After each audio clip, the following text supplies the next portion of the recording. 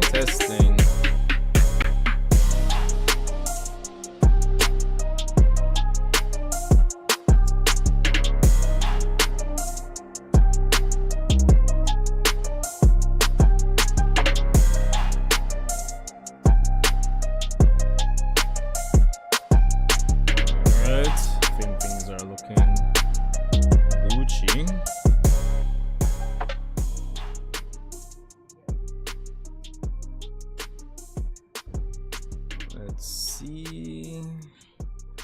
Should be fine.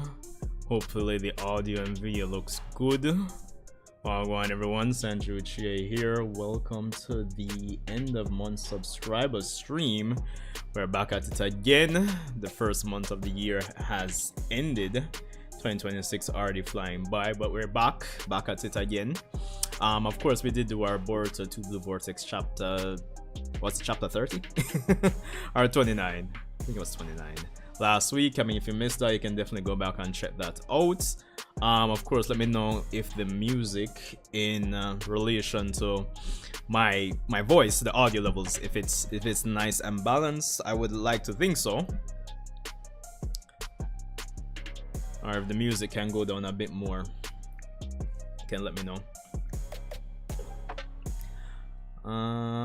Let's see, is there anything else I need to check? I think my scenes are good to go. Yeah. I think my scenes are good to go. Of course, this JJK, well, this is kind of mirrored. JJK hoodie, courtesy of my brethren Shein. This, funny enough, is actually the first time I'm actually wearing it, even though I've had it for like more than a year now, which is crazy.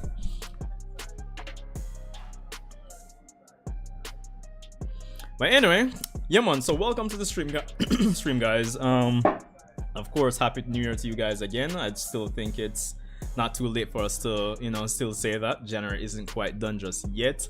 But yeah man, welcome to the end of month subscriber stream. We're here to just chill, talk as per usual.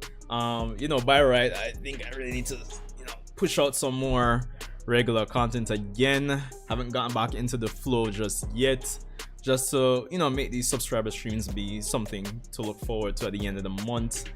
I know probably without doing regular content, not a lot of persons will be getting, like, you know, notifications in terms of my videos or when I'm streaming. So it is what it is. So, you know, I just have to work with the reality of that. I mean, it's my own inaction, right? So it is what it is. But for those of you who will be stopping by or passing through, shout out to you all the same. So right now, January is, well, has been, 2026 has been, it's been interesting so far, I suppose. You guys can let me know how 2026 has been treating you. But yeah, it's been okay. I guess nothing too noteworthy. The first month of the year is done. Still don't have Lamborghini tires, unfortunately. So what can I say? But you know, there's a lot of things going on the anime spectrum, as you can even tell by the thumbnail.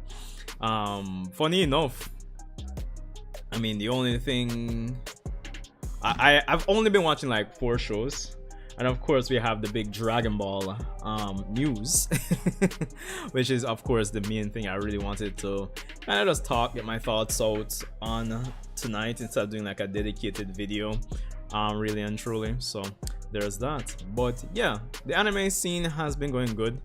You guys know how I am already. I'm not watching like 1,000,001 shows, like a gigok per se, but this season so far, of course, Frieren, of course, JJK, of course, Sentenced to be a Hero, and Hell's Paradise. So those are the 4 shows that I'm really watching for the most part, anime wise. So it's been pretty good. I think, well, we're in January, so it's classified as what, winter anime season, all the same.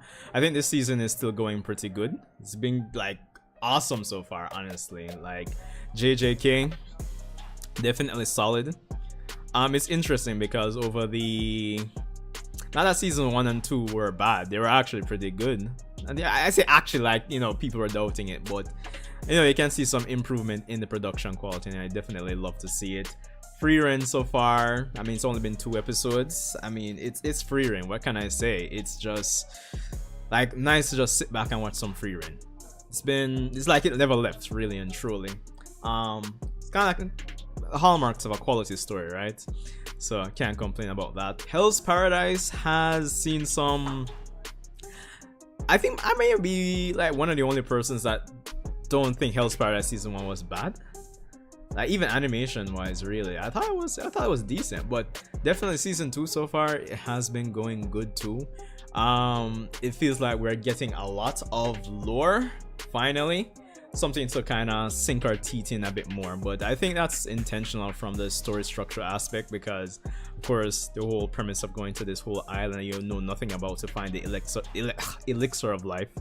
So getting into season 2 and getting more lore, it feels like there's more meat to play with when it comes on to season 2. So yeah, definitely good. And of course, one of the recent anime adaptations, Sentenced to Be a Hero, that's actually solid so far too. That definitely reminds me of I don't think it's the same studio that does Mushoku Tensei, but I think it's in the same, in terms of the publishing company that owns some of the rights or all of the rights to it. I think it's the same company as Mushoku Tensei. So yeah, like just the whole art and fantasy setting, it does definitely remind me of the whole Mushoku Tensei vibe, just in terms of how it is visually. 1 second, guys.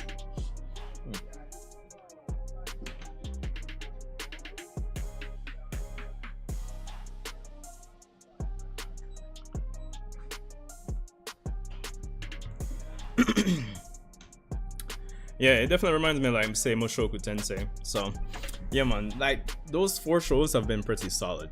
And of course, this past weekend, it was this weekend, right? Yeah, we got the whole, you know, big Dragon Ball Genkidamatsuri. I think that's how you pronounce it. Actually, I have some articles here on the official Dragon Ball website. Yeah, the Genkidamatsuri events that happened over the weekend that a lot of Dragon Ball YouTubers, if you're in the Dragon Ball space on YouTube, have been hyping up for weeks and weeks and weeks, and it did deliver. I would say. Yeah, it should sound a bit better now. Yeah, it did deliver somewhat, I would say, but it's interesting. As a person who started this channel on Dragon Ball, I feel almost indifferent coming out of the events. There are moments or sparks of me feeling a bit excited, but coming out of it, I feel like my Dragon Ball engines haven't been revved up into like excitement yet, into gear, you know. I know a lot of the Dragon Ball community is coming out of this like very excited when it comes on to, oh, they're finally getting you know, the Moro arc animated, even though they were saying that really and truly went into production. So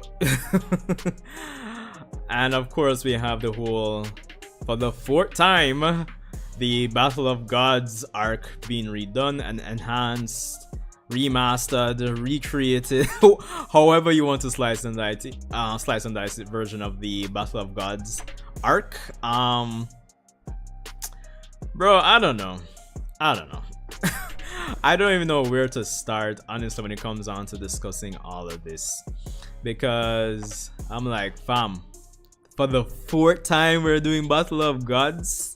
That's crazy to me, dog. Like,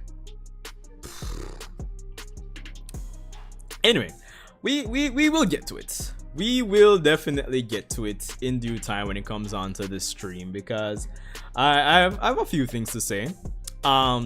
Nothing like overly negative, but you know, like I think it's constructive criticism at the end of the day, because for you to be getting, like, I mean, I don't play The Last of Us, but I always hear persons clowning on The Last of Us. Is it The Last of Us? Yeah, it should be The Last of Us.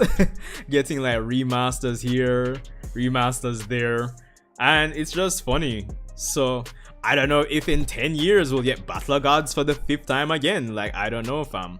It's actually crazy.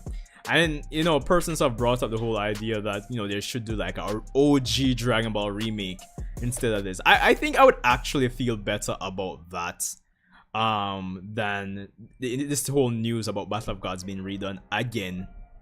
Granted, based on the details they put out regarding the production of this enhanced version, Dragon Ball Super Beerus. Who knows? Maybe when it airs, I'll watch it.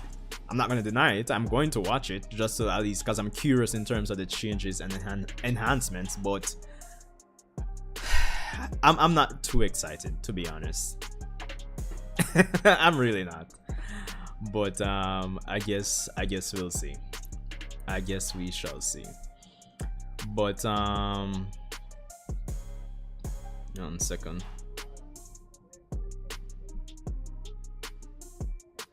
That's a chat displaying like that. Take it off and no.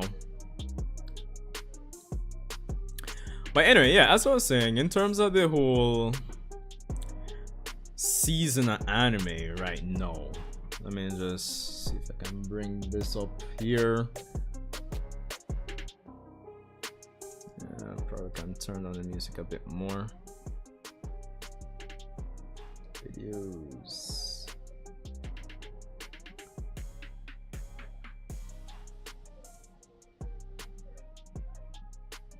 Bring this over here.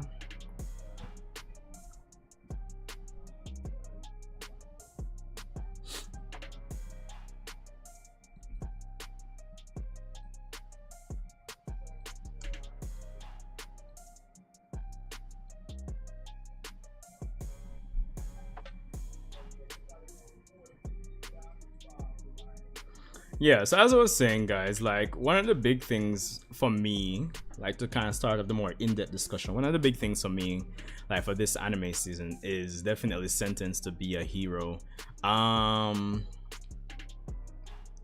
Which is crazy when you think about it in terms of just that title, right? Sentenced to Be a Hero. For those of you who don't actually watch it, the whole premise is that people who have done like heinous crimes, they're, you know, cue the title, Sentenced to Be a Hero, you know, providing service for the, essentially the government, for basically the rest of their lives.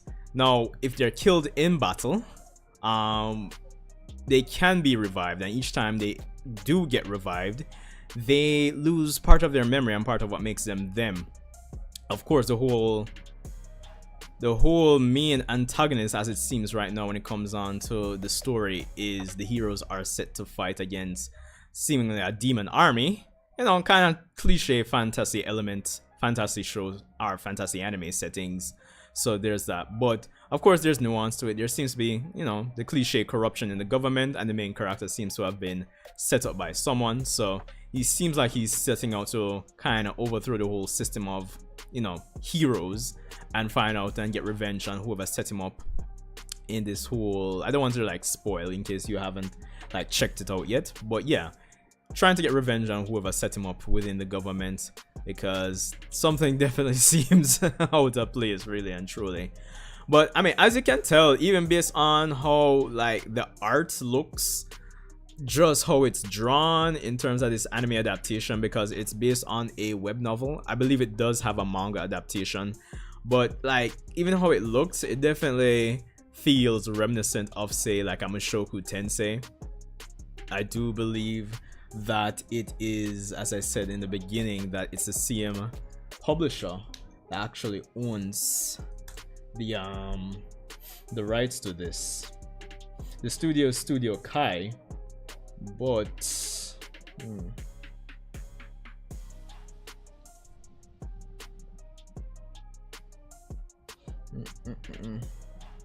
yeah, Kadokawa, yeah. At least when it comes down to the manga, based on what I'm seeing here on Wikipedia, they do have some stakes in this. I do believe Mushoku Tensei does have some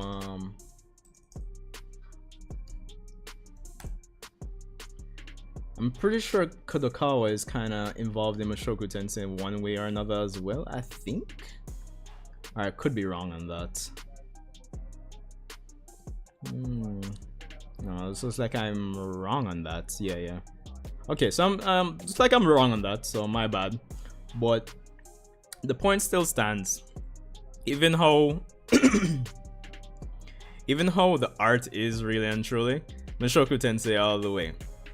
So far, it's been interesting. And you know what, like the cool thing, like even starting episode one is like an hour long, which was crazy. That kind of took me off guard because I'm like, yo, I remember like showing episode one to a friend of mine and he's like, yo, this episode seems extra long, don't you think? I'm like, yeah, fam, it's an hour long. basically it's just crazy to me because, you know, when it comes on to some first anime episodes, you expect like maybe like, all right, at least coming out to the whole Demon Slayer treatment, maybe I expect getting like 2 episodes, like a 40-something minute episode or 2 episodes for that first week. But this thing was like a whole hour, fam, which is crazy to me. Yeah, 58 minutes. So yeah, basically an hour. The opening is definitely banging as well. The action, I think, is awesome too so far. Love it. I haven't had like any complaints about it. I mean, the story isn't like the biggest thing ever, but it's still building. We're still early to see how it actually unfolds, the twists and turns when it comes on to the narrative, right? So I mean, any card can play. It's still early. I think I haven't watched the latest episode. I think as of this stream, episode 3 should be out. Could be wrong. Well, episode 4 actually. Today's what, the 29th? Yeah. It's episode 4 dropped today. So I'm 2 episodes behind. So I need to really get back into it, fam. So there's that. There's that. I think it's a whole contradictory, or would contradictory be the term I'm looking for? Just the whole fact that sentenced to be a hero, but the heroes are quote unquote the bad guys, right? So there's that. The characters are chill and fun so far, but I think this is definitely like a must watch if you're like one of those persons who are watching a lot of animes for the season. Then yeah, I definitely say check out Sentenced to Be a Hero. I don't think you'll regret it, especially if you're into the whole fantasy action setting. So yeah, definitely check that out. So yeah, outside of that, oh, let me see if I can find it. Kyle from Varus Studios had shared it with me a few days back. I think Sunday gone. Let's see if I can find the scene here. 1 second. Ah, boy.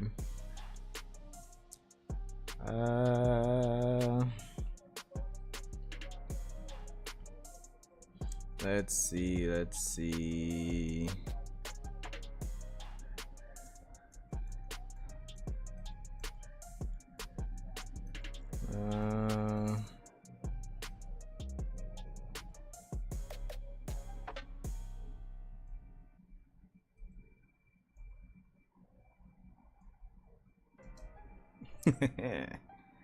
Here we go, here we are. yes, I believe this is the same voice actor for Bakugo for this character in Hell's Paradise. Yo, Hell's Paradise is going on with some crazy shit, bro. I'm not gonna lie, some crazy shit. Yo, like, as I said in the intro, like season 2 for Hell's Paradise right now,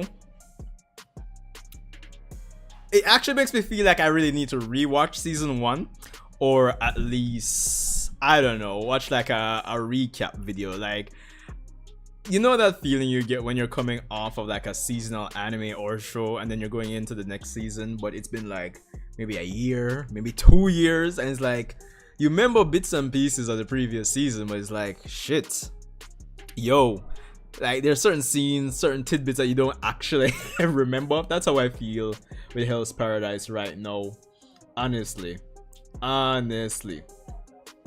So, but anyway, the point is season 2 right now has been going pretty good. They're kind of giving more and more lore. Hold on. Yeah, you're giving more and more lore as we go on right now, and it feels like there's much more to work with when it comes on to getting invested in the story, really and truly. And we're getting more characters coming in as well. Animation, fight wise, I mean, it was decent before. It was decent to, well, to good to maybe even great before. But I think even from the first episode for season 2 here, like it's been It's been pretty solid. Um, I mean, what can I say? Really and truly, like well, it is Mappa doing Hell's Paradise, right? I believe that's the case.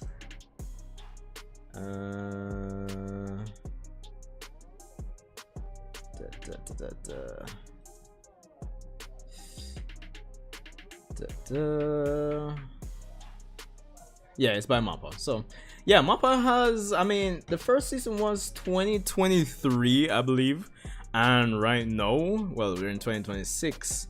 So yeah, they've definitely had time. It does seem like the production schedule is a bit better than season 1. And again, it's not to put down season 1. Season 1 was decent to good. I actually loved it. But it seems like we had more time to, as the young people would say, cook for this season. So it's definitely hitting more beats than season 1 right now in terms of just the aesthetics, just the visual appeal, right? I think it's a strong contender for this season. I mean, there's still JJK and Frieren to go up against, right? But I mean, Hell's Paradise, I don't even want to say it's underrated. I actually think people like it. I haven't like personally gone and check what the reception online is for Hell's Paradise, but I think it's pretty solid. Honestly, I think it's a good watch. I can't complain. I'm having fun with it, so I can't complain. Cannot complain.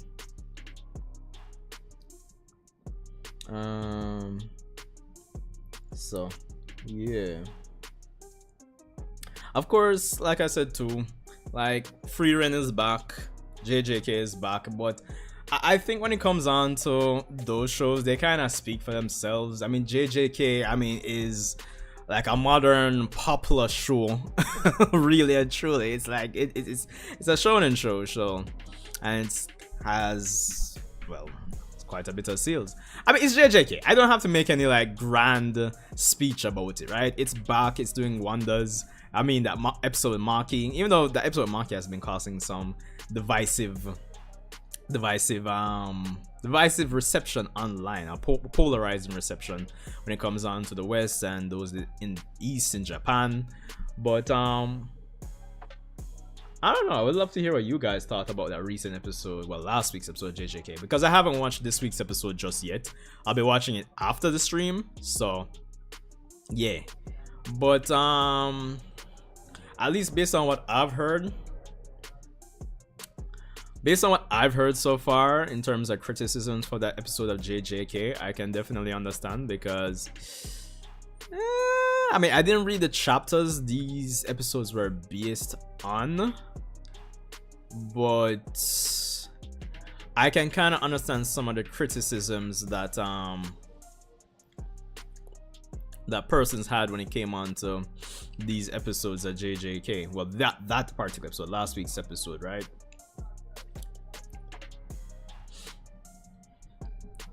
I mean, it felt like, yeah, there was a lot of action. Of course, it's Maki killing the Zenin clan and all that jazz and blues, but it feels like after the first half, like, I don't know, some narrative or emotional weight just get left. It felt like it kind of got left off the table from I guess a director, from the director standpoint. I guess I could say, like, I don't have a big problem personally, but I can understand the criticisms that persons probably had when it came onto the episode. That 1-inch punch.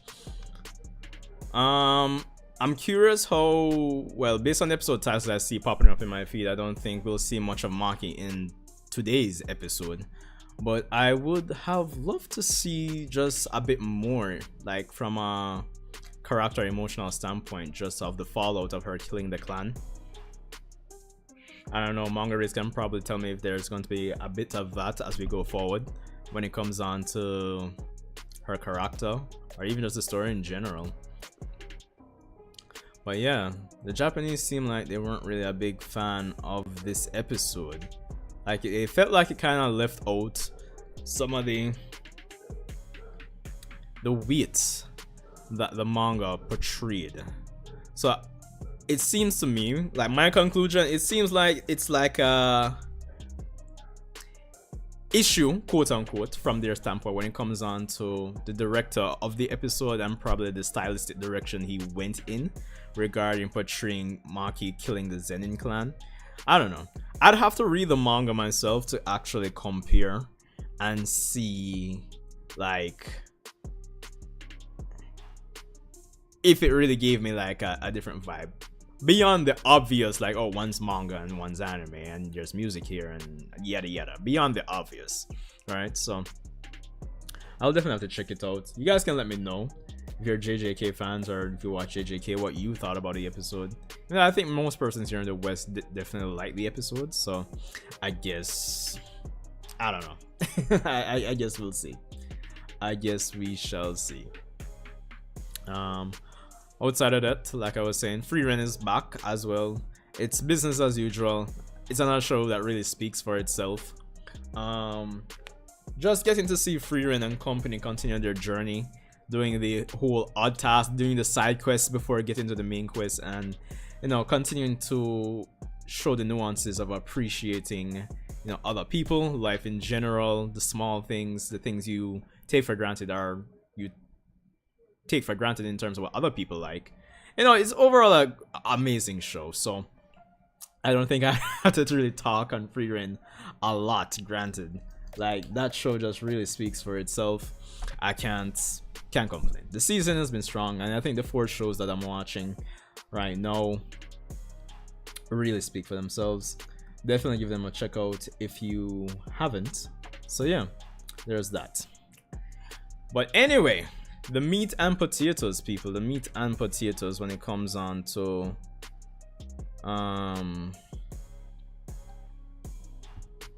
the stream, which is of course the whole matter of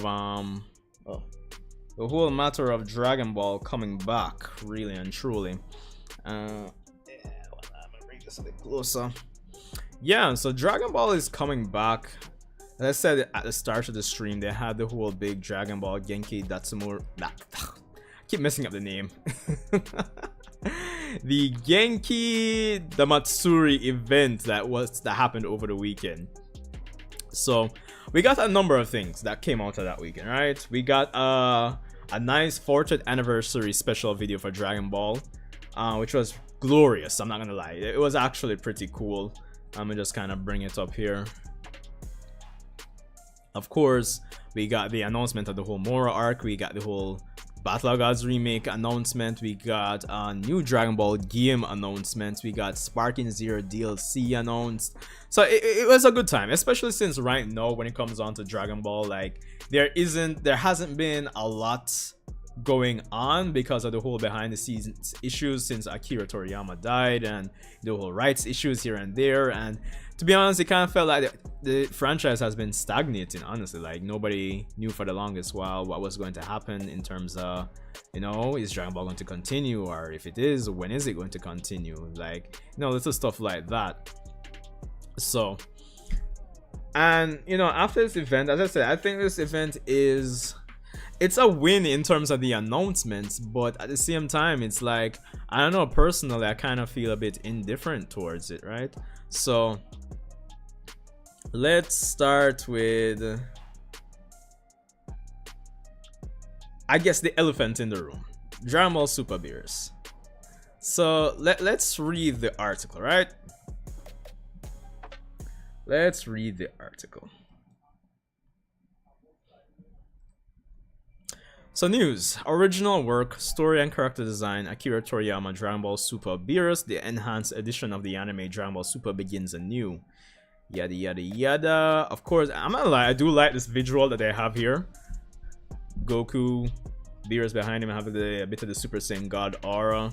And of course, the colors in one part of the Dragon Ball Super logo being a bit different. Dropping this year. Alright, so January 25, 2026, Japan. Today at Dragon Ball Genkidamatsuri, an event held at Makuhari Messe in Japan. It was announced during the live stage exclusive announcements, Genkida Stage Part 2. that the anime Dragon Ball Super original work, story, and character design by Akira Toriyama is set to begin anew as Dragon Ball Super Beerus in fall 2026.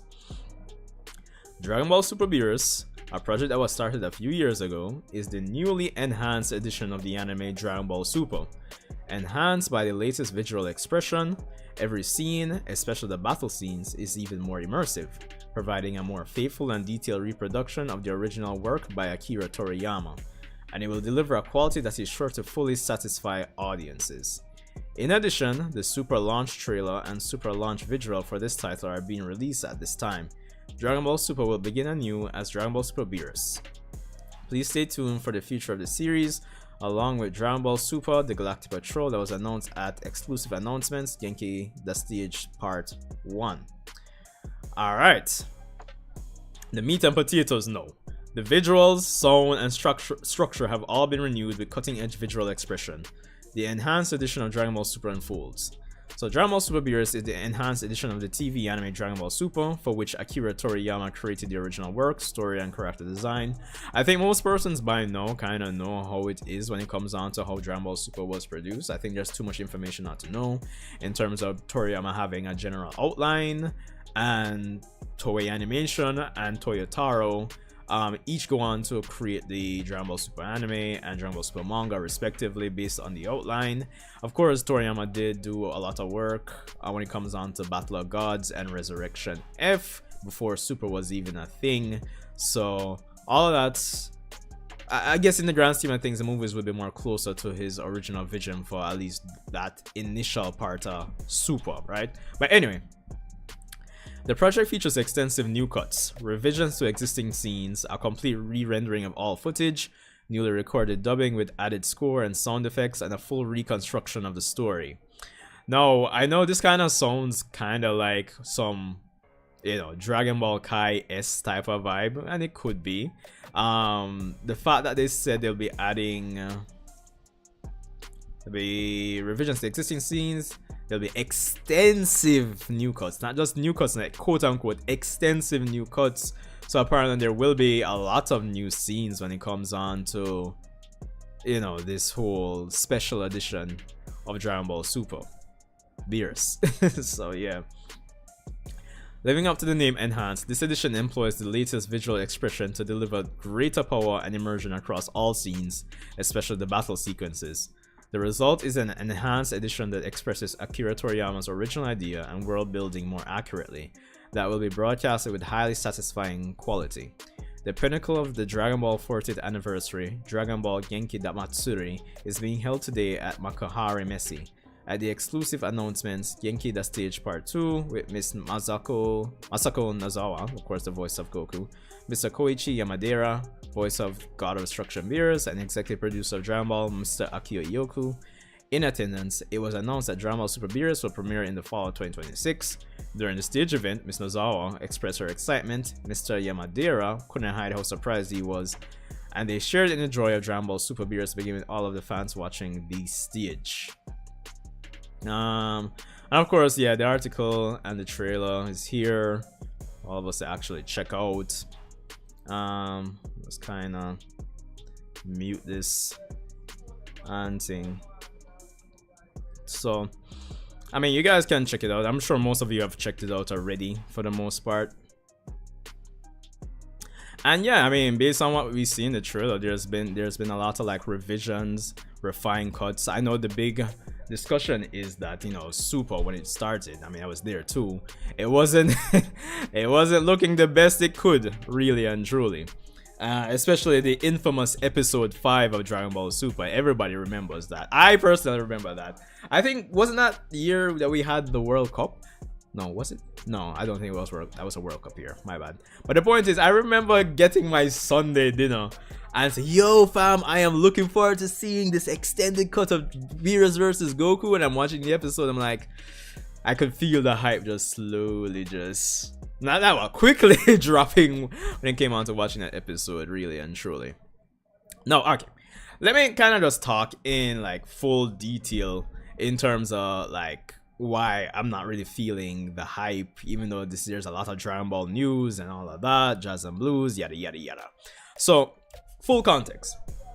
after Battle of Gods in 2013 and then Resurrection F in 2015, I was one of the person that was really excited when Dragon Ball Super was announced. I mean, I think a lot of persons were, but I think where a lot of persons kind of drew the line or were like really fed up was the fact that Battle of Gods and Resurrection F were going to be redone in Dragon Ball Super, and in hindsight we had to wait like what, 26, 27, 28 episodes before we actually got to like fresh new content, and that was really annoying. I was one of the persons, however, before Dragon Ball Super started, I was annoyed by that fact, but at the same time I was actually looking forward to it, because I'm saying, okay, you have the movies, but now we have the anime, which is going to have, like, when it comes on to an arc by arc basis, is going to have a longer runtime than Battle of Gods and Resurrection F respectively. So in my head, I'm saying, okay, there's time now to kind of either expand on things you didn't have time to expand on because of the whole movie budget or movie time frame budget in terms of how long the movie can be. You can expand on things, you can add new lore, you can add little tidbits to set up stuff for the story later down after you go past Battle of Gods and Resurrection F. You know, little things like that to kind of qualitatively like enhance the whole story experience or even the choreography of the fights. Those are things I was actually looking forward to, hence why I was like one of the person like, yo, okay, I'm actually I'm annoyed by the fact that they're redoing it, but I'm looking forward to that. And then Dragon Ball Super came along and it's like, in hindsight, it was a waste of time. like in hindsight, I think I can confidently say they just rushed into Super for the sake of the money. Really and truly, it comes off like that in hindsight, fam. So, you know, like experiencing Battle of Gods and Resurrection F, even though there were some, you know, little tidbits, like for example in Resurrection F with Goku and Vegeta training with the whole getting Super Saiyan Blue, not explicitly stating some things, but implying a lot of things in terms of the building up to Super Saiyan Blue, quote unquote. That was nice, little nice tidbits, but I think overall, like, it was a waste of time doing over those arcs in Super again, especially since, again, in hindsight, they kind of rushed into it, right? And of course, at this time, the Dragon Ball Super Manga is also going on. I mean, the only quote-unquote silver lining is that we didn't really get Resurrection F in the manga, but we did have to spend 5 months going over Battle of Gods in the manga again. So, you know, so like, getting this Dragon Ball Super Beerus announcement, the fact that we'll have to experience this arc for the 4th time is crazy to me. Really and truly, and it feels like it has kind of sucked all the excitement out of my like seals for the most part, right? Like, fam, 4 times, that's crazy. No, I'm not going to say, as I said, I'm going to watch it based on how the article describes it. They'll be adding new scenes, they'll be refining a lot of stuff, they'll be restructuring the story. So I'm curious if a lot of the things that I was looking forward to initially when Dragon Ball Super was coming out, on the flip side of me just not being excited, I'm wondering if the things I was looking forward to initially, if I'm going to get them now. Of course, persons also have questions. Will they try to factor in Daima, etc., etc., little stuff like that to make the connective tissue of the recent Dragon Ball projects a bit more, you know, concise, consistent, kind of retroactively, you know, redoing things. You know, these are questions I kind of have, and it also makes me ask, like, if there's like a particular way in Toriyama's notes that the Battle of Gods arc was described that hasn't been done in the manga, anime, or, you know, movie just yet. So I'm curious. Or I'm wondering if it's like during the whole production of Daima, like, because they said they've been working on this for a little while, right? We don't know how long, but the fact that Daima came out, what, 2023 going into 2024, yeah. I'm kind of wondering if during the whole production process of Daima, like, Toriyama kind of work with the studio to say, okay, we're going to like a soft quote-unquote reboot of this whole Daima into Super continuity. We're going to reframe a lot of stuff so that it flows and connects logically. So I'm wondering if it's from that perspective and we'll actually get a lot of scenes. I mean, some persons are already thinking Super Saiyan 4 Goku versus Beerus, maybe on Kinkai's planet, even though that's not going to really change. Like, in terms of the whole outcome of the story, like, it's not going to really change. I highly doubt that. But, you know, those little quality of life, well, at least at this point, maybe big quality of life improvements that I was expecting with the original release of Dragon Ball Super. I guess on the flip side, all said and done, it seems like we're going to get them now.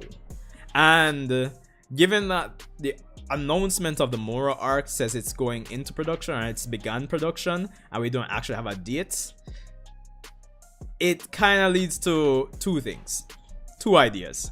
That we'll be getting all of Dragon Ball Super in a seasonal format, redone in this whole enhanced, you know, this whole enhanced filter, for lack of better term. So we'll probably get a redone Dragon Ball Super anime with restructuring and all of that. It would also be interesting if we get things a bit more in line with the manga. That would be interesting too. Yeah, that would be interesting. I guess that would make it a bit more worth it. But yeah, it seems again, the fact that we don't have a date for Moro, it seems like we'll probably get all of Dragon Ball Super redone in this method seasonally. Maybe, who knows, 3 to 6 month breaks between each arc, maybe. And then we'll probably get Moro. If I'm a betting man, I don't think until earliest fall 2027. I think ideally maybe 2028 might be the time to get Moro, to be honest. Yeah, I think it's going to actually like play out like that for the most part. So yeah, but yeah, it's like, yo, you had the opportunity to do this good already and you didn't. Like, this is me being back to the whole critical side now. Just let it be, fam. Let's do something else. Let's invest the time and effort in some other project, right? Because I'm trying to speak from both sides of the coin here in terms of, like, yeah, there are some quality of life changes. There is some benefit that can be had from them actually redoing Battle of Gods, maybe making it more in line with the manga, maybe connecting it to Daima, making streamlining it so that the future Dragon Ball is, you know, set for the foreseeable future. But like, being critical, it just comes off like, fam, like, who does an arc 4 times? Who does an arc 4? Yo, that's crazy to me, dog. Crazy, honestly. Oh god. And it's like, yo, Battle of Gods 2013, Dragon Ball Super 2015, and the manga 2015. Like, we've seen Beerus enough, fam. But again, I will watch it. When it comes out, I'll determine. I'm not gonna say I'm gonna be doing episode reviews, but at the end of the day, I'll see if, in hindsight, if it was worth the effort of experiencing this arc for the 4th time, because this is some crazy stuff, fam. Honestly, crazy. So yeah, I guess I will see. Now, I think outside of that, yeah, it was good to see that the Moro arc is coming, but at the same time, I guess since it's like, at least in my head, so far off, it's like, okay, yeah, it's in production. We don't have like an official. I mean, we had the 40th anniversary trailer, as I said, which was great, but it's like, okay, it's coming, it's good. At least we know we're going somewhere, but outside of that, I don't really feel excited, to be honest. And to add to the fact, we didn't even get any news on, like, what's happening with the manga. Again, you know, I'm the nuance guy. I like looking at silver linings too. The whole silver lining with the whole them potentially doing all of the redoing the Dragon Ball Super anime with this whole enhanced version is that, you know, there's something to, you know, eat again, figurative or metaphorically speaking, I guess, until they sort out what's going to happen with the manga. Because the thing is, you know, like, if say 2 years pass and the manga still doesn't start back, and then we start getting Moro, and the manga still doesn't start back, it's like we'll be catching up soon. So I was kind of hoping that we'd get some announcement in terms of like, yo, the manga's gonna start back at X time, because again, it's a monthly manga, so you want to get some arcs out the door before you start adapting like manga content that hasn't gone to the anime yet. I would think that's a smart idea, but we didn't really get anything. Remastered are a little overrated to me. They're just a slightly different art style. Yeah, I agree. That's why I'm it's like a big reason why I'm not really excited by it. Welcome to the stream, by the way, man. Hope you're doing good. Hope 2026 has been treating you good. But yeah, like, it's like when I saw the announcement over the week, I'm like, really? Like, really? For the fourth time? Come on, you know? So, but as I said, I'll watch it, and I'll determine if it was really quote-unquote necessary based on what the additional scenes that they'll be adding. But for the most part, I think as it stands right now, until I see otherwise, I think it would have been better suited for Toei and the powers that be to invest their energy into something else. OG Dragon Ball remake? I'm just saying, OG Dragon Ball from an anime standpoint was like what, 150 something episodes, and if you're gonna do that more in line with the manga, I'm sure you could chop that down to less episodes than probably what you were going to do with this redone version of Dragon Ball Super, or even the same amount. But I guess from a production standpoint, obviously if you've watched the trailer, you know they'll be reusing a decent amount of scenes from the original Dragon Ball Super anime anyway, so I guess this is kind of like the quote-unquote easier option. Dragon Ball has become like the Simpsons for me. Nowadays I'm not really excited for the content that comes out anime-wise. Yeah, welcome to the stream, Millennium. Hope you're doing great, man. Yeah, I'm not really that excited either, to be honest. I mean, it says it in the stream title, to be honest, so yeah, like I see the Dragon Ball community on YouTube like excited and hype, but I'm not really feeling it, fam. I'm not really feeling it, to be honest, because I'm not I like Dragon Ball Super, but I can also be honest, two things can be true at once, you know. Two things can be true at once. I like Dragon Ball Super. I think it's hype, fun. But really and truly, it just feels like it wasn't the best thing in the world either, really. I've said this on stream before, like I remember like watching Super from week to week from start to finish, and every arc I had major problems, bro. Like, jeez, come on, like there was issues with everything, bro. Like it was so frustratingly fun but frustrating to watch at the same time. It was crazy. So this kind of feels like when you come out and tell me like you're doing Battle of Gods for the fourth time, and I guess by extension redoing all of Super, it's like you're telling me there's nothing super creative in the writing room to look forward to for the future of Dragon Ball. Like on the surface, it feels like that's what you're telling me, right? So it's like, how can I be excited for Dragon Ball where it feels like from a quality standpoint there's nothing major to look forward to for the future of this show, you know? Do you blame Toyotaro or Toriyama for any writing issues? I think I'd blame them between Toriyama, Toyotaro, Toei. I think I could blame them almost equally. Personally, I would say the manga from a writing standpoint is better than the anime. So I think as it stands, most of my blame might go to Toei. But there's still things when it comes on to, I guess, Toriyama and Toyotaro that I can still complain about. Like, I think Battle of Gods for the most part is, like, as a story or narrative, I think it's decent. I don't really have much major issues with Battle of Gods. Going into Resurrection F, the whole Frieza 4-month thing, I think is still to this day stupid, to be honest. going into, let me see, universe 6 versus 7. Depending on which version of the story, like I guess the anime, I still think introduces a lot of issues too. Future Trunks, Goku Black. Oh my god, yo, especially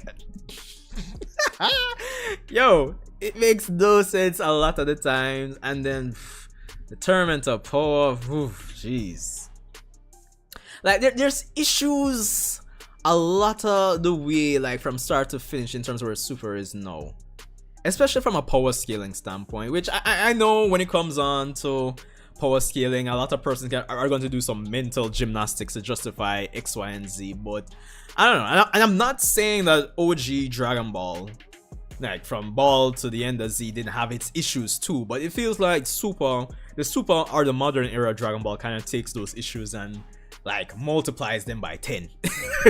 To be honest, that's how I feel. They're still crediting out Toriyama. Yeah, I realized, especially with the whole trailer with the Galactic Patrol, even though I hear that it was mostly Toyotaro that did the writing for the arc. I mean, I'm sure you guys can pick sense out of nonsense for the most part. It's just marketing. Like, I guess Toriyama's name just sells more, right? Even though it would have been nice to say Akira Toriyama and Toyotaro, just put both of them on it. That would have been nice, but I guess from a marketing standpoint, it makes more sense to put Toriyama there. By the time the more coming, no one would care about the Super remake. Yeah, that is true. That is true. I will agree with that. They'll probably like say, okay, we had that whole point in time where we had the Super remake, but we're past that. It's whatever. As I said, even though I'm complaining about it now, and I think it kind of kills a lot of the hype, when it does come out, I will still watch it to see what the changes are, to see if it's in line with a lot of the changes are qualitative additions that I wanted when Dragon Ball Super just aired, but we'll see. We'll see. I'll never forgive Toriyama for doing Piccolo Dirt in Daima, which may have been his last project he ever worked on. Yeah, Piccolo was treated kind of weird in Daima, right? Like from not being able to speak Namekian and all that, it feels like for where they were in the demon realm, like Piccolo should have had like a bigger role. But I guess, you know, you have Dragon Ball superhero to I guess Toriyama's love letter to modern day Piccolo, right? I guess that's the best we'll get for now.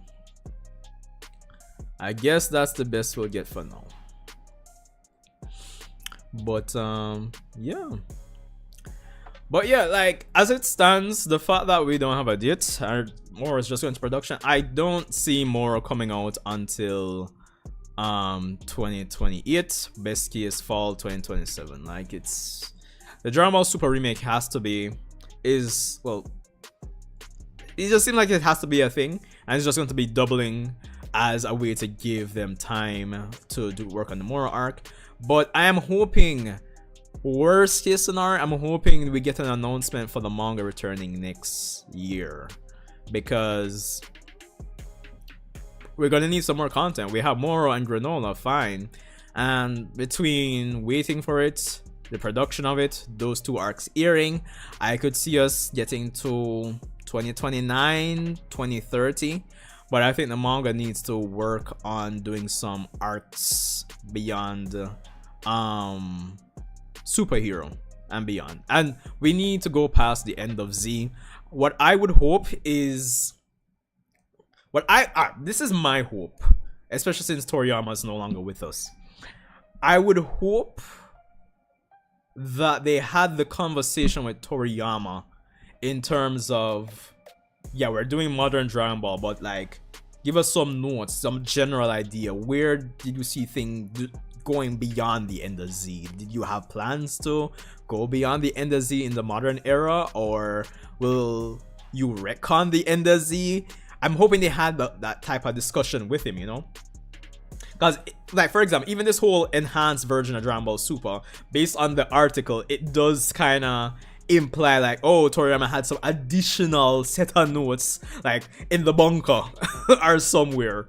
So I'm hoping they had that beyond the end of Z discussion with him. That'll probably make OGDB probably for the 50th anniversary. That is a good point.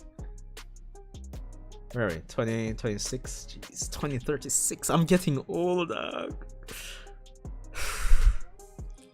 Bro, for the 50th anniversary of Dragon Ball, well, that's in 2034. And then 2036 would be the 50th for the anime. I'm getting old, man. I'm getting old. It's crazy. But yeah, that is a good idea, Neo. That would make sense. 50 years of Dragon Ball. That's crazy, dog.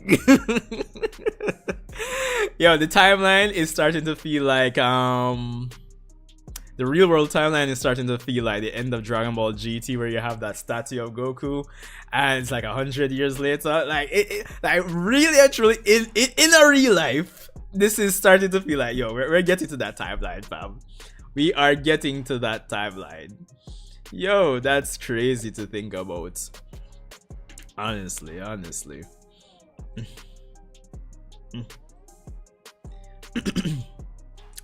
Well, other than that, like coming out of the presentation, I really did like the I really did like this whole 40th anniversary trailer. Like, I thought it was beautiful, to be honest. Like, really beautiful.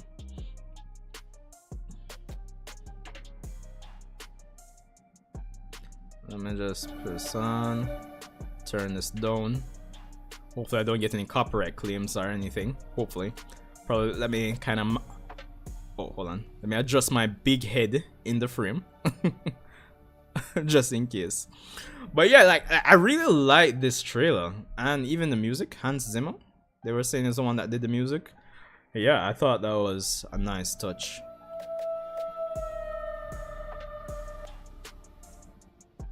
Just turn this down all the way.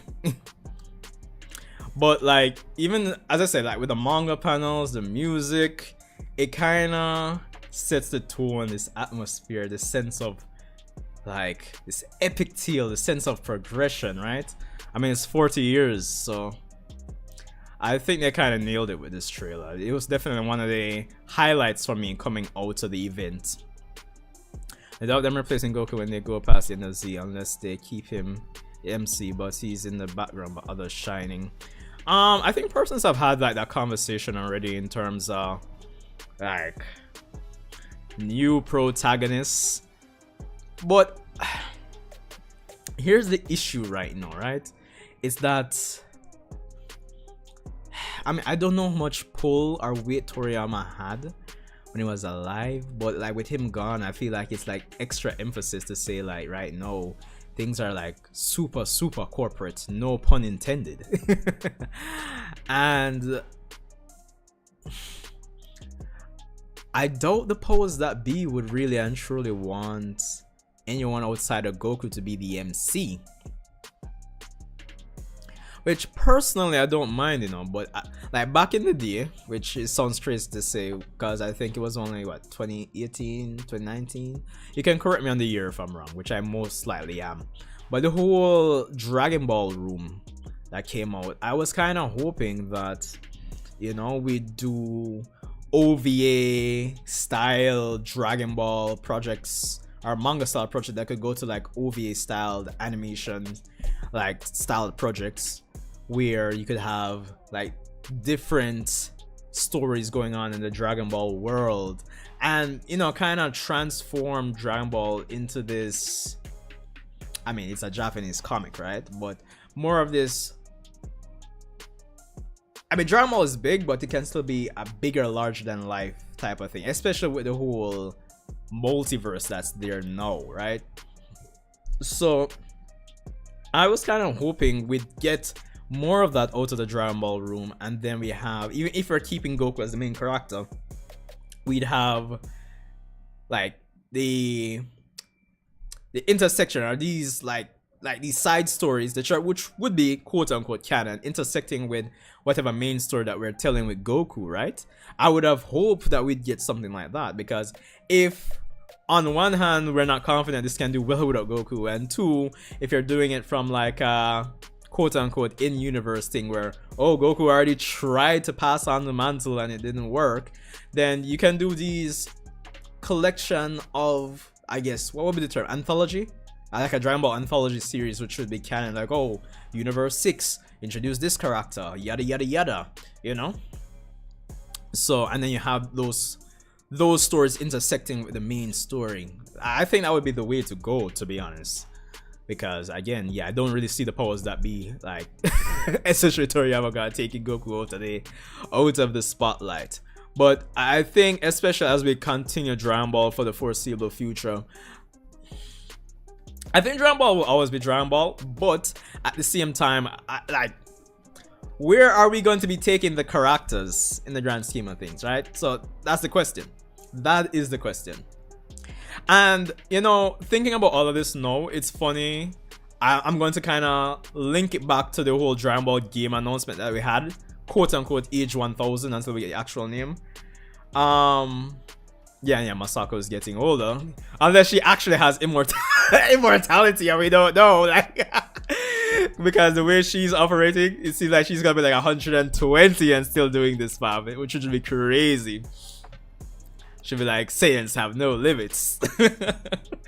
But anyway, seriously though, like, even in terms of the whole direction of Dragon Ball and all of that, it kind of links me back to what they announced with Age 1000, which, you know, Age 1000, which is like, what, 200 plus years after the whole era of Goku. And I'm sure a lot of persons have made the whole connection already, that the name Age 1000, and a lot of persons want it to be Xenoverse 3, but honestly, it's giving me Dragon Ball Online type of vibes. I remember back in 2008, 2009, when I was just hearing about Dragon Ball Online, I'm like, yo, this sounds interesting, you know? And it kind of feels like the whole idea of Age 1000 or Dragon Ball Online would have been a way to kind of segue to get some new characters, a new cast of persons outside of, like, say, Goku and all of that. That would be an interesting, like if you were to do like Dragon Ball like a DC or a Marvel in terms of all these characters having their whole comic runs, it would have been interesting to have it'd be interesting to have like a Dragon Ball manga or comic run like in Age 1000 and all of that. So that would be interesting. And then, you know, you maybe have some back and forth time travel to, you know, bring Goku to Age 1000, you know. So there's that. There's definitely that. But all of this being said, there's also the question, like,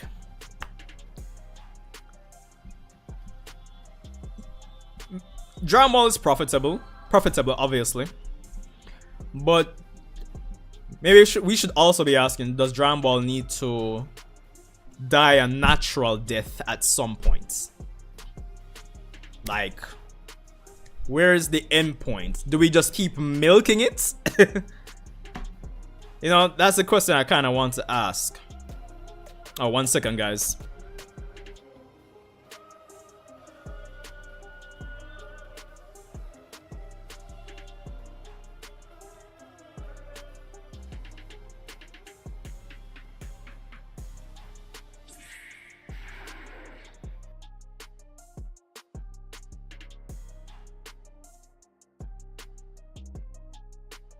Yeah, sorry about that. Yeah, I really like that this part with it, Goku going through all the forms. It's actually pretty nice, pretty sweet. But yeah, like, I got to ask, like, should Dragon Ball like have like a natural death at some point? Because, like, I mean, how much further can we go? I mean, we could probably get it to the 50th anniversary, and then, yeah, we do the a remake of the OG anime, like you were saying. But do we cut it off at some point? I don't know. I mean, how much further, like, what more can we do for the characters outside of new bad guy shows up, yada yada yada? Because, you know, there's a YouTuber that broke it down beautifully, some of the issues in the modern Dragon Ball, which is the Casual Anime Guy Explains. You guys should definitely check him out if you guys haven't checked him out. I think he does some awesome Dragon Ball content, to be honest. But I don't remember which video it was, but it was one of his Goku videos. And the whole point that he was bringing up is that when it came on to Dragon Ball Super and modern Dragon Ball, like a lot of the lessons that, you know, they went through with Goku from OG Dragon Ball to the end of Z, they had to kind of, well, I don't even want to say had to, they redid, they did them again. And it's kind of part of the reason why Goku kind of felt so dumb. at least in the anime, like it's crazy. So it's like, if you're going to be regressing characters and playing over like story arcs and story progressions and developments of characters that they got before again and again, like it doesn't make sense. I think you have to kind of sit down, kind of pen out where do you see the characters, like how do you see them developing further, like what's next, right? Like, and I know it might seem hard, like okay, Goku or X character actually just gets to that point, they've developed to this point, and then there's nowhere else for them to go in terms of developments, which I don't think is the case. But you know, they need to kind of pen this out, honestly. They could make Goku a god, but he's the new protector of the universe. I have him work with Grand Priest. I mean, that's an idea, but you kind of have to kind of still stick true to what makes Goku Goku. It's kind of like, obviously, you know, Goku would never become a god of destruction. That just doesn't make sense for who Goku is as a character, right? So there's that, really and truly. But I mean, there's ideas. I mean, there's a multiverse. I think if they kind of build out a lot of the whole multiverse aspect, they'll have more to work with, kind of bounce off. Because if you're not going to be growing a certain character, the next best thing is to throw that character into a pool with other characters and kind of write how he interacts with all these other characters. You know, that dynamic feeling kind of gives rise to some interesting stories, I would say. So yeah, that would definitely be another thing I would suggest.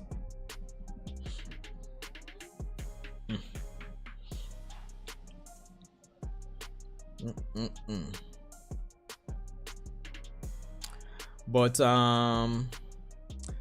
I was mentioning, Age 1000, I'm actually looking forward to it. I mean, like, I have a friend of mine that I always joke about Xenoverse 2 lasting forever. Like, I wouldn't mind if Age 1000 is actually Xenoverse 3, but at the same time, I honestly think it's something more in line with Dragon Ball Online. Probably something that they can use to extend the quote-unquote canon material, you know. Let me just bring up the trailer. Age 1000.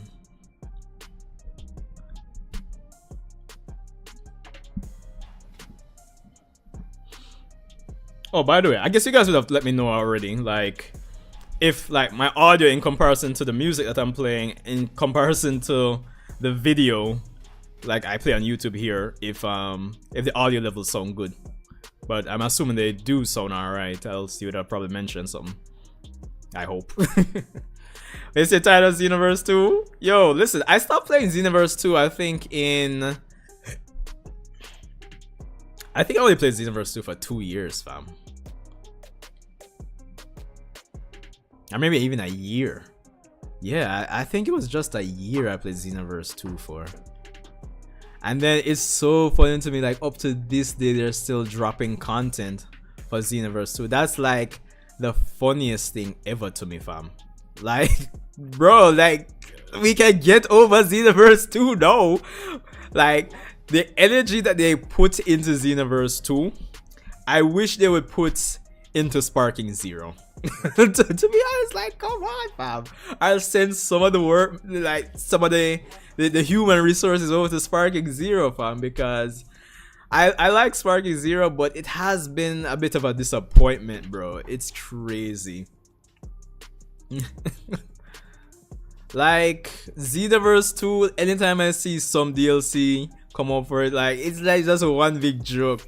Not that to say the DLC is bad, because obviously I haven't played it myself to say, but it's like we are still getting DLC. That's crazy to me. So I can see why persons kind of wanted this Age 1000. I can see why persons wanted this to be like Xenoverse 3, but as I said, I think especially with this part here where it's like, oh, it goes into his eyes and he's going through all these memories and stuff. You know, like how they say in Dragon Ball Online, like most quote-unquote humans have some Saiyan DNA. That's the kind of vibe I'm getting from even this scene right here. And then he becomes a Super Saiyan. So I think it's something like, maybe it's like some redone version of Dragon Ball Online, probably with some Dragon Ball Z Kakarot type elements, kind of like a interesting mashup between the two. I think that would be interesting. So yeah, more RPG Dragon Ball game would be dope. Age 1000, yeah fam.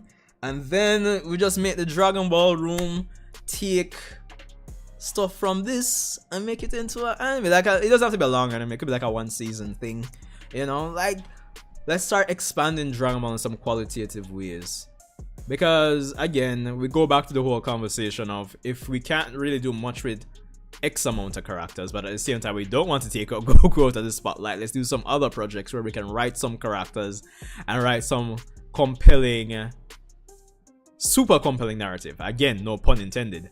But the thing is, while I will say Dragon Ball isn't like the deepest story in the world, I at the same time wouldn't undersell it or underplay it like the cliche criticizer of Dragon Ball. Oh, it's just fighting, you know. I wouldn't undersell it like that. But I think it can do more at the same time. So there's that. Yeah, and then you have that bit of lore where Goku and Vegeta in Dragon Ball Online went to some random star system and they quote unquote apparently died because some massive supernova was seen in the distance or something, like some crazy stuff like that. So who knows? It still can all go back to, you know, depending on what kind of notes Toriyama left, if any. Because again, with the whole enhanced version of Dragon Ball Super, it does kind of seem like, I don't know, Toriyama has some notes. But again, I'm hoping somebody in management had those conversations with Toriyama to say, yo fam, you know, what's the plan for Beyond the End of Z? What do you have planned for that? What's your general outlook on this?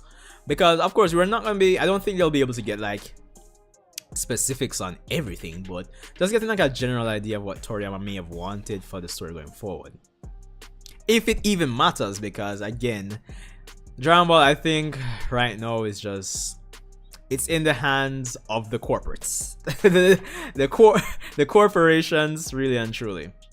Even though, based on what I've been hearing about Akio Ioku and what he's been doing, he's been kind of pushing for a lot of stuff.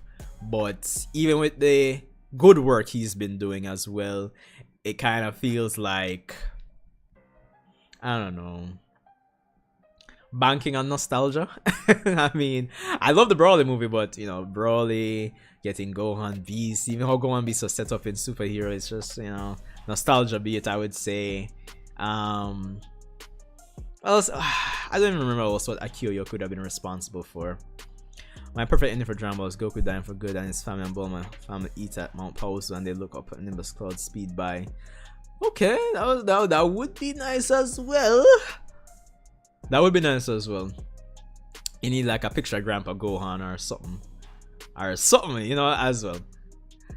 You know, if we can get something that beats the Dragon Ball GT ending, because I remember when seeing the GT ending for the first time, English dub, of course, Funimation dub, and bro, I don't know, that hit me in the feels. So if we can construct an ending that really and truly outclasses that would be perfect. That would be perfect.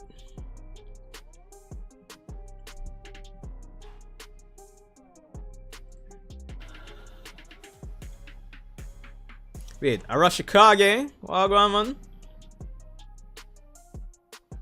Welcome to the stream. We're just here chilling, talking about, You know, well, I guess winter anime season, but mainly the whole set of Dragon Ball news that came out last weekend for the most part. So yeah, I mean, this isn't a long stream, so oh shit. I guess maybe after the fact you can go back and see some of my thoughts. But I don't know. Welcome to the stream, man. But what did you think about like a lot of the recent Dragon Ball news that came out? I'm actually interested in. No, I've been kind of talking for the last forever in terms of just my issues with experiencing Battle of Gods for the 4th time, which is crazy. Who do you think should voice Moro in dub? Moro in dub, Moro in dub, Moro in dub. Who really stands out to me?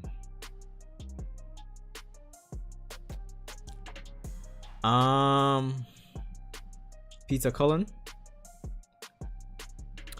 That would be an interesting choice, but how old is Peter Cullen these days? Could he be cut out to do voice work still? Well, he's 84. I mean, is he still active though? That is the better question. I'm never good at really like visualizing like off the top of my head which voice actor. I was gonna probably say the voice actor for for Madara Uchiha, but I don't know. I don't know if that would be a good fit for Moro. Like, I mean, that voice is epic, but I don't know. Not hype for Beerus. Hype for Moro, interesting H1000. Yeah, I think that is the appropriate, the right answer, to be honest. Arashikage. I'm not hype for Beerus, honestly. To be honest, I don't even think my hype switch for Moro is even there yet right now, honestly, because most likely we're not getting that till 2028 to be honest. So it's like, okay, nice, that's good, but it's almost whatever to me. I am interested in H1000, especially with the whole almost callbacks, I would say, to Dragon Ball Online. So that is the thing.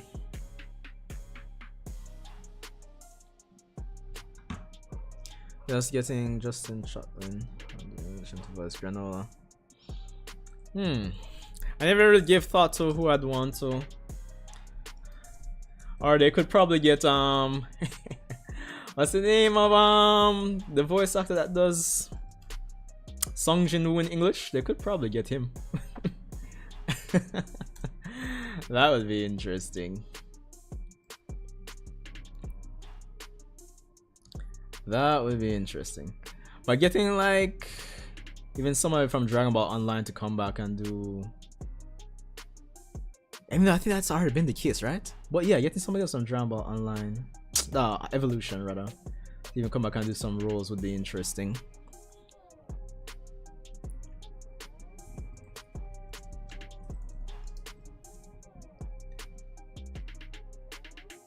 And that Zero deals, with a slap in the face. Yo, Arashikage, don't even talk about this fucking Zero situation, fam. Like, but I haven't even played Sparking Zero in months, still on the Xbox, but it's kind of like me and Neo was basically just talking that, yo, we're comparing it to Xenoverse 2 that keeps getting DLC. Like, I think a lot of the manpower that's been working on all these DLC for Xenoverse 2 needed to go over to Sparking Zero, fam. I was talking to a neighbor of mine that has Sparking Zero and PlayStation 5, and we were saying maybe Sparking Zero should have been delayed like another year, to be honest, because it doesn't make sense, fam. It feels like the game is missing so much content. Like, it could be so much more. There could be so much, like, there's so much they can do with the game, fam. Like, let's get some what if like story DLC or something crazy, please. You know, Bandai has a habit of rushing out games they should have released Sparking 25 so they could add more content. Yeah, I actually think they should have done it for 2025. I think it would have worked out much better. Like, they could have still done like a limited maybe some network tests invite, I mean, they did invite certain content creators to come and try it out, because all right, the reality is that over the lifetime of Sparking Zero now, there's been a lot of updates, a lot of adjustments. Like, have you guys looked at the change log for a lot of the adjustments over the months? Well, this year is gonna make 2 years, right?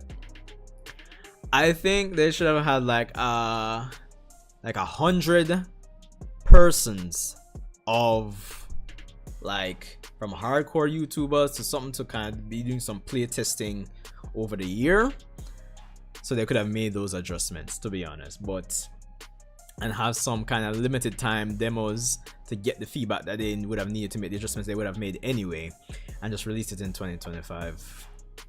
Because from customization, I mean, I think it's even especially shown like after you do like story mode, like say you do Goku story mode, and then a lot of the other characters are just bare bones, to be honest. It's actually crazy.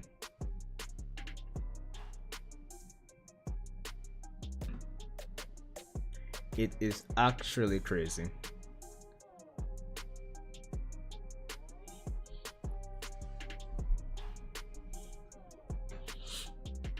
But it is what it is. The corporations are going to corporate. Stupid. A Dragon Ball Hero shooter game would be dope. The Marvel Rivals of Dragon Ball. Marvel Rivals of Dragon Ball. Isn't, I mean, I know it's not exactly the same thing, but isn't the whole what's that Dragon Ball game that came out relatively recent? They call out the whole top-down one. Something the Squadron. I don't even remember the name of it. I haven't even tried it, to be honest. It didn't really interest me. Yeah, Gekishin Squadron. Oh yeah, you know, yeah, Frieren, that's a good point. Maybe a Marvel Rival style thing for Dragon Ball would be interesting. It'd be kind of chaotic though, but not lie. But I mean, if they can do it Marvel Rivals, why not? What would be nice though, and this is coming from like my days playing like with the PSP, like for Sparking Zero, if they could do like a whole thing, if you play Tenkaichi Tag Team on PSP, yo, they could have like a tag team mode. Yo, that would be sick. That would be nice too, but not lie. I don't know how they pull it off, but it's been done before in PSP, so why not? Just look back at that, do some improvements, have a tag mode Sparking Zero, bro. I'm telling you, that would be nice too. Have any of you guys tried the whole what was the mode they let out for that free DLC right after the Dragon Ball event? That whole Mission 100 mode or whatever. Have any of you guys tried it? Capcom, I don't care about who win. I just want to see Goku and Ryu team up. Goku and Ryu or Ryu. I mean, that'd be nice too. It's not Marvel versus Capcom, but Shonen Jump X Capcom.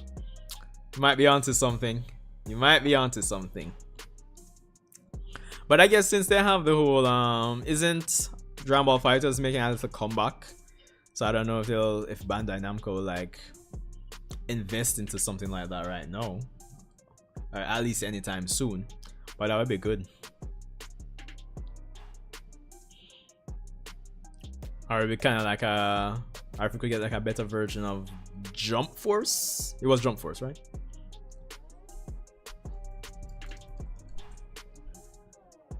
Yeah, if we could even get another version or upgraded a Jump Force 2, I don't know. To be honest, I didn't even play the first Jump Force, which is crazy. It was like 6 years ago. Yeah, like I didn't play it, so I can't say. But yeah, I did hear negative reviews on it. But you know, for real, like a Shonen Jump X Capcom could be interesting for real. Not gonna lie. But you could do that, but have it in like a Tekken style of play. I think that would be nice too. What do you think? Shonen Jump X Capcom, but have it in a Tekken style of play. Cause I've been kind of playing some ranked Tekken again the last 2 nights. Try to get back into using Jin.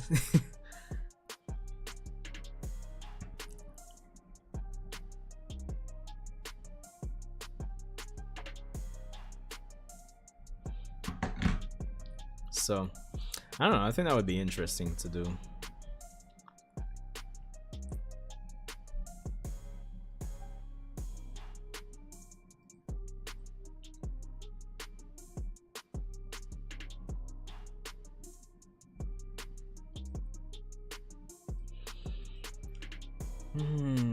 Well, is there anything I'm missing? I think that's pretty much it. Ooh, what's this? Toriyama Archives. From manga to character designs to interviews, we showcase one rare, hard to find image every other day. Each image can only be seen for 24 hours after its release. Is a WhatsApp status or an Instagram status. So be sure to stop by whenever you can. So this is Jump Comics Dragon Ball Complete Edition Volume 29, front cover illustration line art. This illustration features a big reunion of Goku and family along with his past at the 25th Tenkaichi Budokai. Without color, his line art evokes an even stronger sense of nostalgia. Yeah, this is pretty nice. Nice. Well, anyway, I think I've pretty much got my point across when it comes on to this whole Dragon Ball, why I'm not really like feeling excited. Let's again to just summarize between. Yeah, I mean, there's some potential positives with the whole Dragon Ball Super anime being redone, but it is what it is. Do you think Goku was a good father? I know this is a kind of like a topic or question that, you know, has been talked about to death for the most part. I thought he was a decent father. I don't think he's as bad as the cliche the cliche person would have him be, because like, you know what's funny to me, like when people like make the joke about him versus like Piccolo, right? I remember at one point a few years back, maybe like 2018 2019, like I was like, all right, let me just do like a hard comparison to the manga. I'm like, okay, for the first 4 years, like, yeah, he was there. He died to save his son. Compared to Piccolo, who had, even though he was watching Gohan in the wilderness, it's like he had him in the wilderness like for 6 months and then trained with him for 5 months. And then, you know, we came back, they went to Namek. He came back, you know, the androids, he had a cell. I'm not gonna lie, nobody's perfect. Goku, I think Goku could have done a lot of things perfect. Sorry, he could have done a lot of things better. Let's be honest. I'm not going to like excuse him from that, because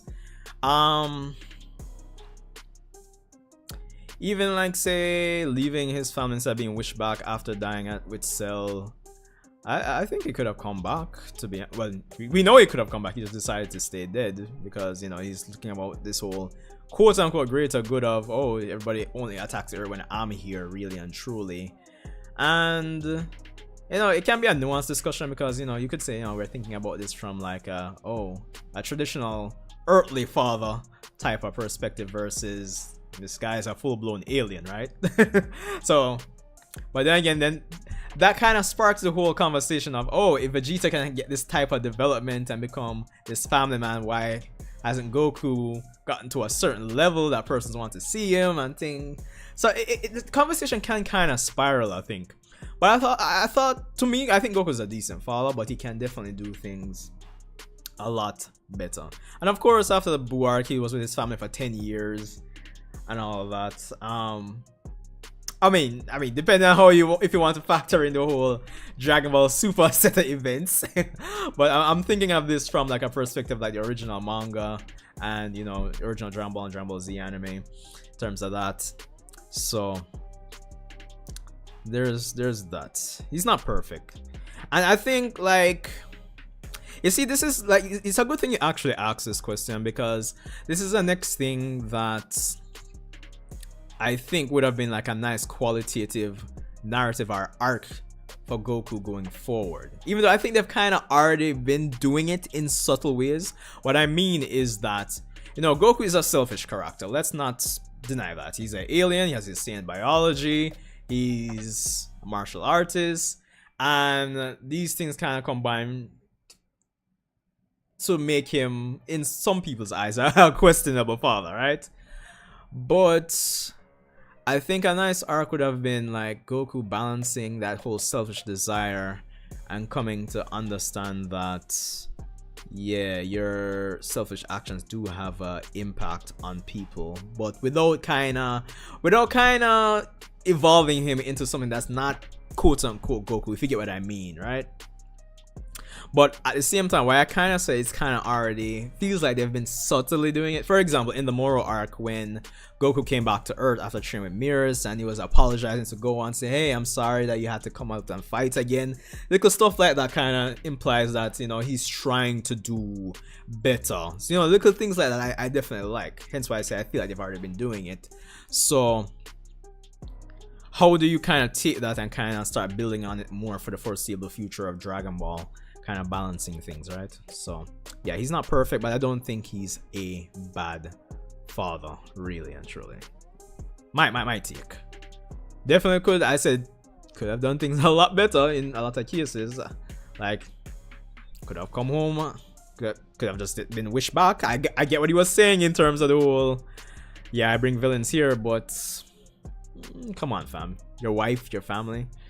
But I guess it's this long, everlasting arc from OG Dragon Ball days, even though it's more acceptable in OG Dragon Ball days of Goku not being like fully invested or like cognizant or conscious of the social norms around him, really and truly. Because again, the whole thing I think is that, especially with how Goku plays off other characters, it's not how the world affects Goku, even though that does factor into a little degree, but it's more so how Goku affects the world, I suppose, if I can put it like that. Hence why him not being entwined or not fully committing him to the social norms. I think that's the thing. So yeah, there's that. But I don't know, that's my take at least. So yeah, pretty much that. But I think that's all I have for this one. I mean, as I said, Dragon Ball Super Beerus, not hyped for it.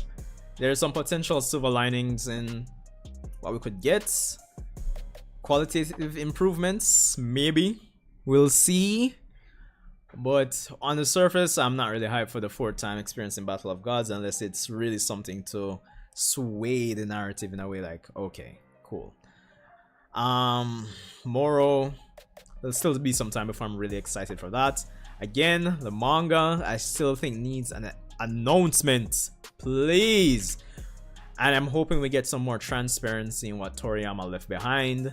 I'm hoping that ties into when the manga for Dragon Ball Super comes off hiatus, and we get something hopefully beyond the end of Z. Hopefully something to not feel like we're in this massive cash grab type of era when it comes on to modern Dragon Ball, because to a big degree I think it's kind of been that, really and truly. Thoughts on Modulo Yuji? Alright, so here's the thing. I have an interesting dynamic when it comes on to JJK. So I know how JJK ends. I haven't read the manga. I've read the Gojo Sukuna fight. I had a coworker who was reading it weekly. I've been watching random shorts, seeing how it ends. I've been seeing persons kind of talk about Modulo Yuji, which is, to be honest, the funniest thing ever. In a good way. I actually respect it. The strongest of tomorrow, right? So, I think it makes sense in terms of how Yuji is portrayed to be the new strongest. Because one thing that kind of came to mind anytime I watch these JJK Modulo shorts is how long was Sukuna out and about operating as the strongest in his era before Kenjaku approached him and then he turned himself into like the 20 fingers? Because I'm thinking, hasn't Yuji technically been operating for longer compared to Sukuna before Sukuna became a cursed object?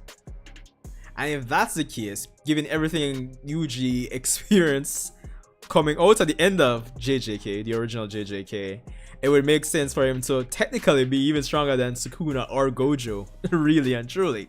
I'm just saying. That's my thoughts. The Baron of Black Flash. Yo, well, just, you know. Yo, you see me have the Yuji fits. That is it. Yo, this is how Yuji be moving in Madulo, bro. Yes, me. Yeah, I got the JJK. Yo, oh god, it's crazy. But yeah, we see. We'll see how it pans out. I'm kind of glad that a lot of these popular series at least have like a nice spin-off that they can do anime content for. I mean, JJK, you have Solo Leveling with Solo Leveling Ragnarok, you know. So like, fans of these franchises are going to be eating good for a while. I would be interested to have a discussion or hear persons talk about, like, maybe compare JJK Modulo to Boruto in terms of the whole alien aspect. I can probably see somebody doing like a comparison video to say, oh, Boruto, this is how you do it. Already, you know, so. And there's that. Yeah, man, Yuji have the drip, bro. Yuji have the drip. I tell the man have it. Yo. Yuji be moving like this, dog. Let me see if I can find it. Cause the man them always a hype of Yuji, you know. Yeah, see that already. The man have it, bro. The man have it.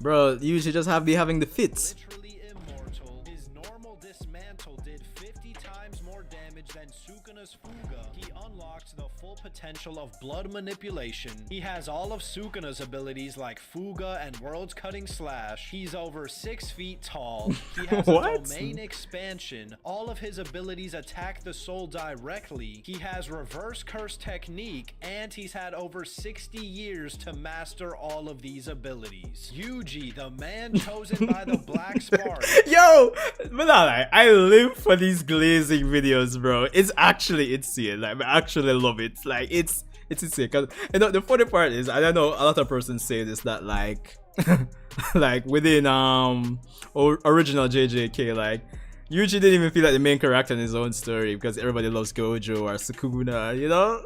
So to see the man get the glaze that he's getting in Modulo, dog, that's crazy. It's only fitting, bro. It's due time. It's overdue for the man to really be getting this level of, you know.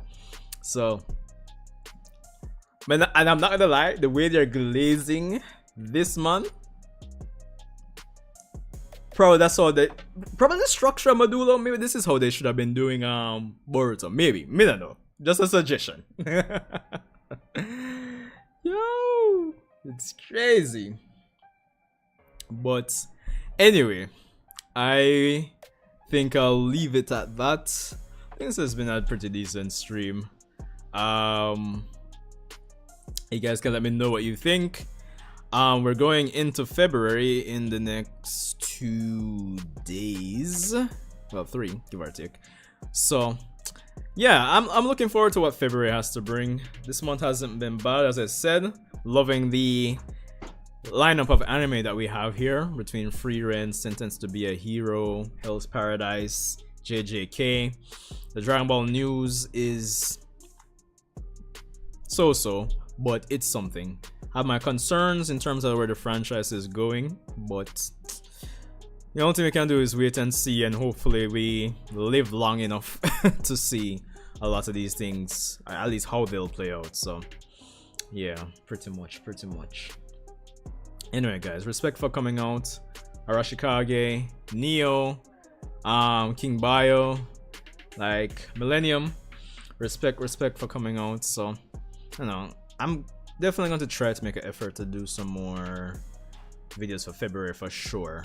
Like January just kind of like, we complain here in Jamaica in terms of the 10 weeks of January.